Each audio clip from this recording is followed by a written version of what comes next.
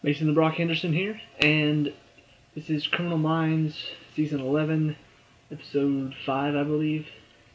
And this was a good one.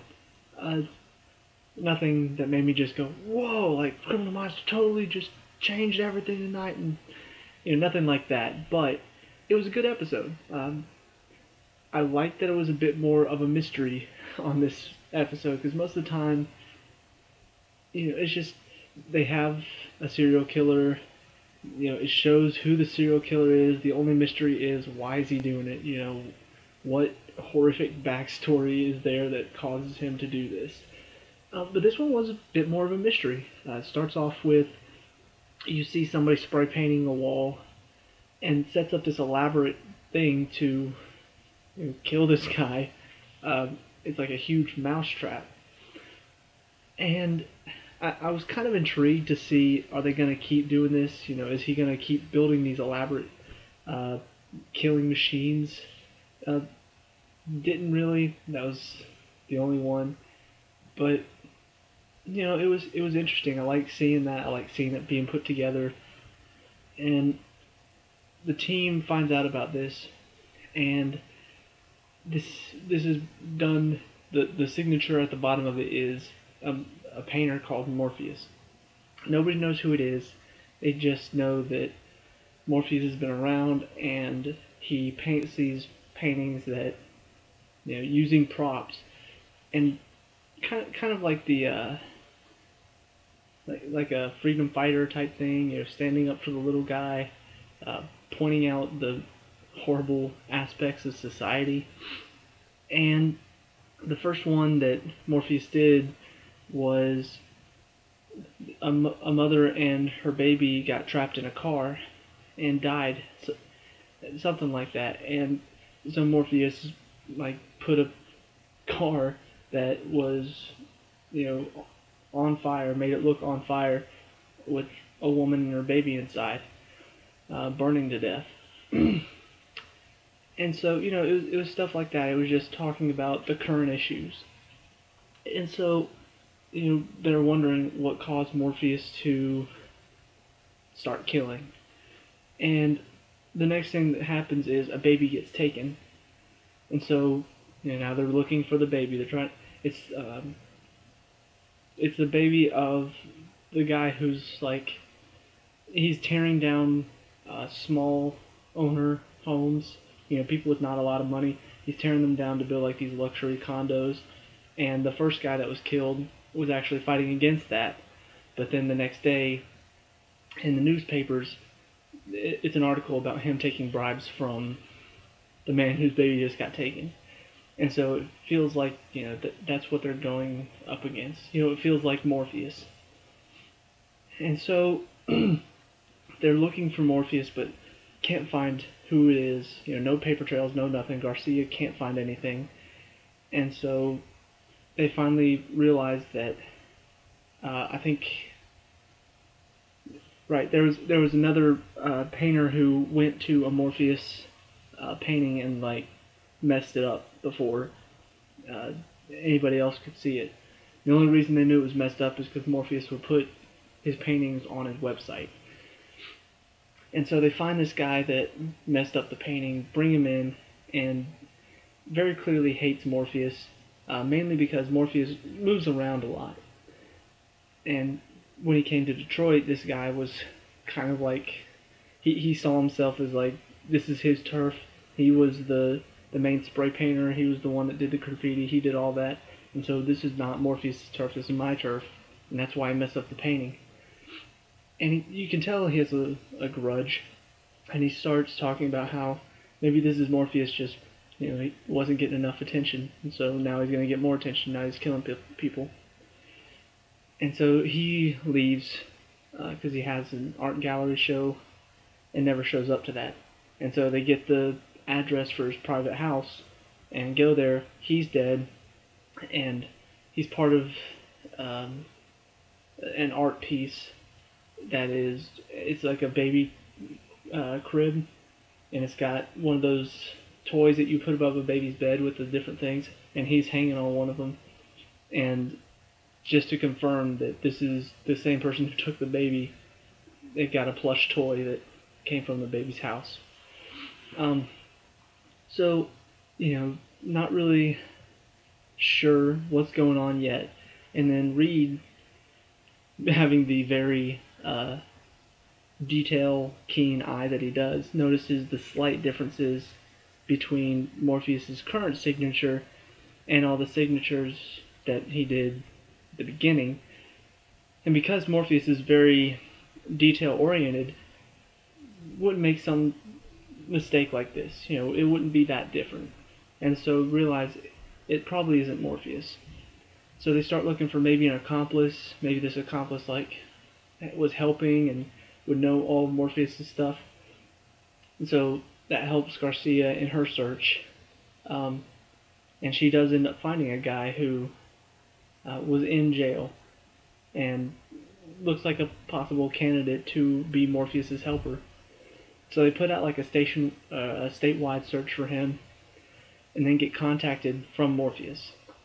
So they go to this warehouse talk to Morpheus on a laptop, and based off of this information, listening to what they're saying, voice patterns, choice of words. I can't remember her character's name still. Aisha Tyler's character, she's very good at listening, is able to determine that she's a woman, that Morpheus is a woman. And of course, then they show who Morpheus is. And, it showed the guy that was Morpheus' partner. He was in a hotel room. And it shows him coming back into the hotel room, like getting stuff together to leave. And then this guy comes out of the bathroom and just like clocks him over the head with a wrench, and then hits him again, and kills him. Later on, the team finds out that this guy is found dead in the hotel room. So obviously he's been tortured, based on, forensic, the way the body was. Found out he was tortured, and they decide probably being tortured to find Morpheus' location. They find out who Morpheus is, and then find out that she had a child that had died, which is, the first paint or the first art that she did with the car. That's why she started. It struck a nerve because her own child had died. And then find out who the child's father is. This guy had some serious issues. Like they said he got removed from his job for certain things. I can't remember exactly what it was. But,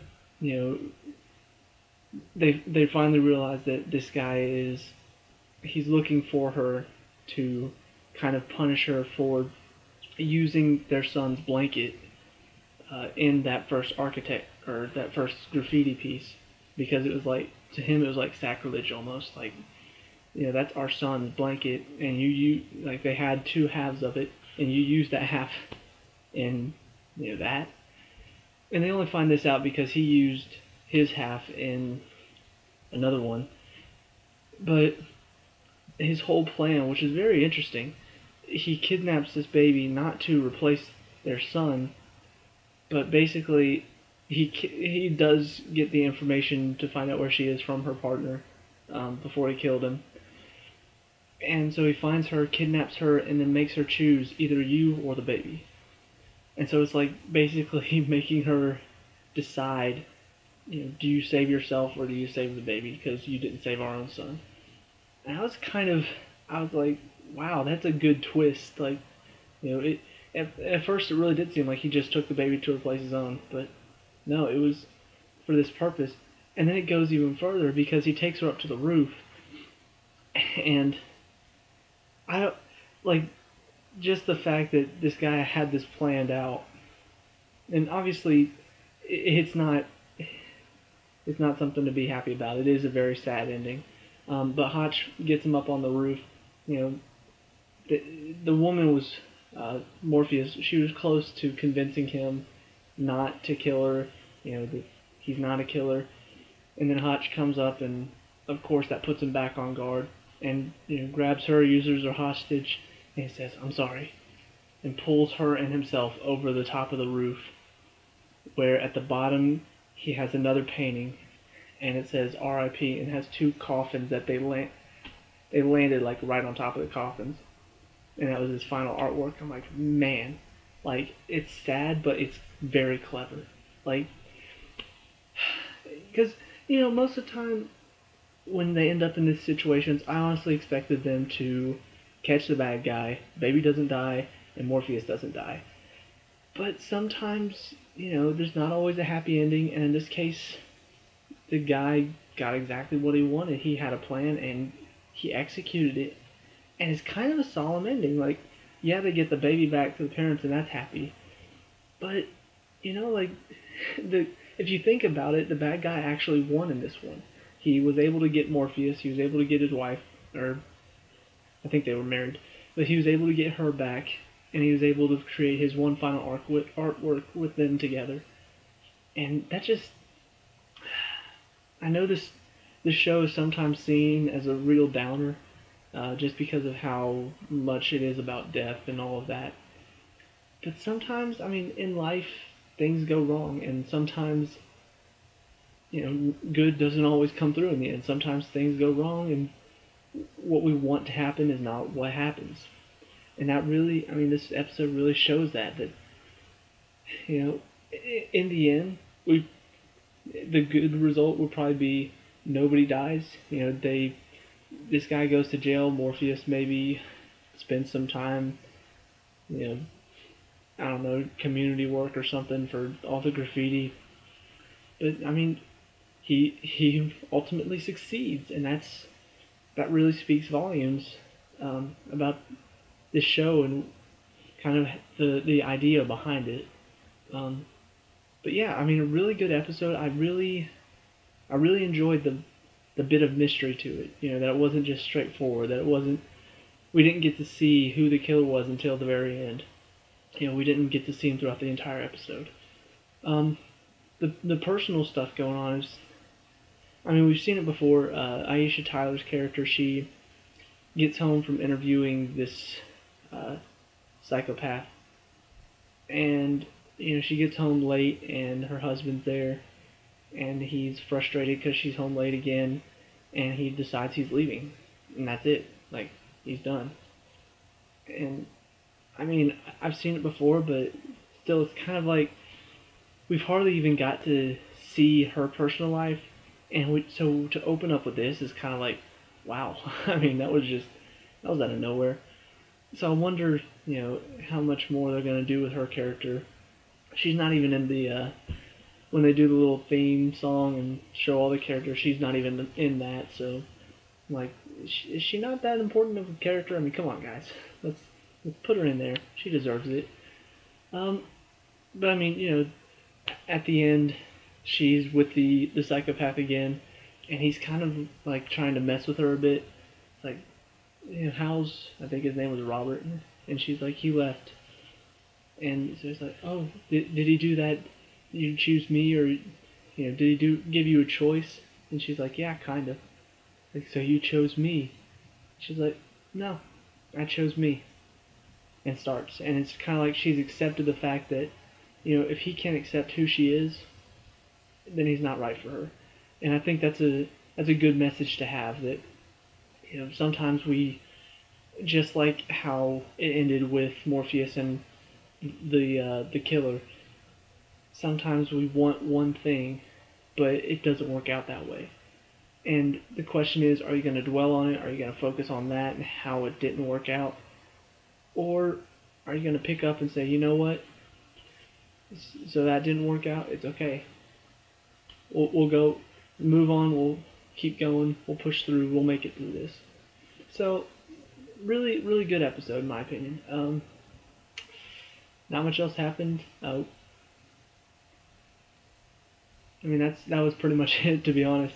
It wasn't, Criminal Minds at this point, it's gone through 11 seasons now. No, it's gone through 10 seasons. We're on the 11th season. And so, you don't want to get stuck in the same formula. And a lot of shows, once they get to this point, if they haven't got a niche, if they haven't got something that, works for them, then they kind of go off the rails like Bones.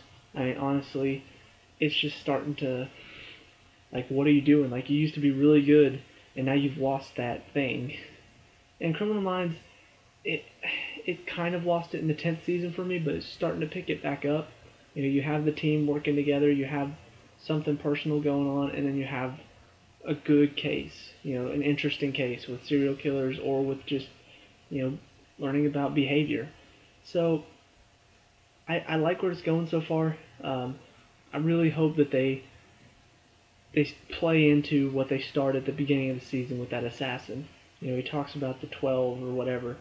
I really want to see more of that.